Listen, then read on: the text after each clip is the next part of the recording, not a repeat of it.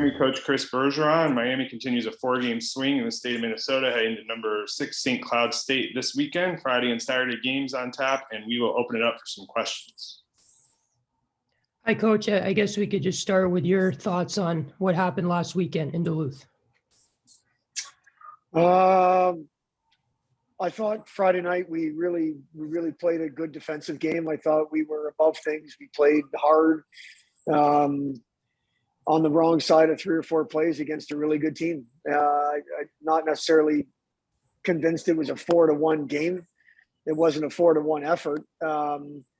They capitalized on a couple of bad plays by us, and that's what you get from a result standpoint. And when I look back, we were 0 for 5 on the power play, and they were 1 for 3, and that was a big difference. Then Saturday night, we were chasing the game the whole time, and if it wasn't for our goaltender, it would have gotten ugly. He kept us in there, and then we were able to find a way to gradually find our game. It took us a while. I think the third period was our best, even though the second period we had 2 goals. Both those goals were just plays that we found a way to make a play, and it ended up in the net. And I'm happy about that. But I thought the third period was pretty good. And then that night we were 0 for 1, and they were 0 for 5 on the power play. So our penalty kill was good. And then, Red Savage scored a goal in the shootout to get the extra point. But again, we had a 5-on-6, 1-goal lead, 2 minutes left, and that puck found a way in our net. That's 3 times in the last 5 games, and obviously not acceptable. But it's one of those plays, Patrick, that's so hard to simulate and practice.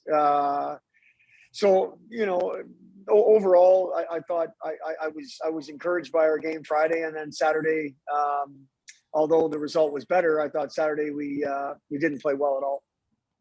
You guys are spending, the entire week in Minnesota. It makes sense from a logistical standpoint. What impact does that have on your team off the ice, the extra time together on the bus, eating meals, etc.? What impact does that have on the team? Well, it's more of a long-term impact than it is short-term, so we have to wait and see. I don't know. We thought this was the best thing to do versus go back home and then come back out here again. There's a lot of downtime, during J term, there's a lot of downtime anyway, whether it's in Oxford or somewhere else. I do know they're spending a lot of time together trying to find ways to take up the hours in a day. The practices are midday, 12, noon Central Time. So I think that breaks it up a little bit. But during the J term anyway, they spend a bunch of time together, and right now they're doing it in a hotel versus in their on or off campus housing. Coach, Red Savage has looked really good since coming back. He's had a few goals. Do you think that his stint with the U.S. World Junior team has anything to do with that? Maybe like a confidence boost? Yeah, no, it must have. I think he went into the camp as somebody who was legitimately fighting for a spot, and he fought for that spot and earned it. And now he's come back with a bunch of confidence.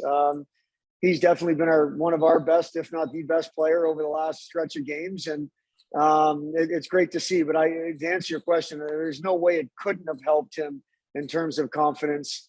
It just shows in his play. And Coach, going into St. Cloud this weekend, just again, one of the best teams in the country. What have you seen on tape from them leading up to this weekend? Again, a veteran group. All 3 positions are deep. They play fast, almost like a Denver, like that, like a bunch of offense come at you. Their depth up front is why they're so great. And I do think their belief in themselves is why they're so great. The one thing, they haven't played in 3 weeks. That's a fact. January 1st was their last game. But they're a group that has they give their opponents lots of problems, and like I say, I think it's their belief and their depth at all 3 positions that come to mind. But it's a high paced, high offensive group that keeps coming at you, and we're going to have to be ready. Coach, over this last week, Andy Mealy named to the U.S. Olympic team. What's your kind of take on that as far as what that means for him for this program? Well, I think it's another example that if you come to Miami, there's no goal that's not achievable, whether it's on or off the ice. He's somebody that I'm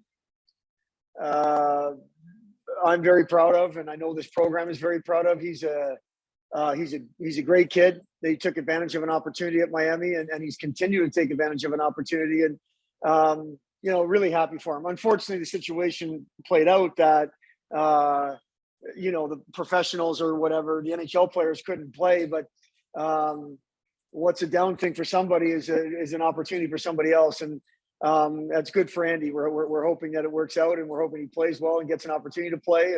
But we're extremely proud of him from a personal standpoint and from a program standpoint.